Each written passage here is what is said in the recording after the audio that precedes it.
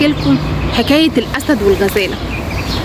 كلنا عارفين ان الغزالة أسرع بكتير جدا من الأسد، لكن مع الأسف ازاي بيقدر يصطادها وازاي بيقدر ان هو يفترسها؟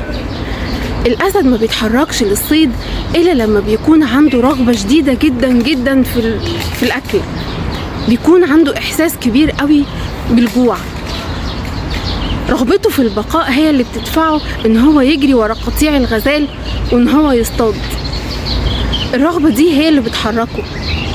والغزالة رغم انها اسرع منه بكتير جدا، غزالة واحدة بس من القطيع هي اللي بتقع فريسة للأسد ده. يا ترى ايه مواصفات الغزالة دي؟ انها بتكون خايفة، هي مش بطيئة ولا حاجة، خوفها هو اللي تقل حركتها.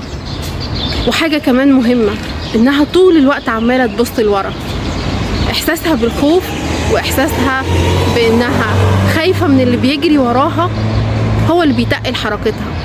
علشان تنجح لازم تكون عندك رغبة شديدة جدا في النجاح، ولازم تكون مش خايف ولا باصص لورا.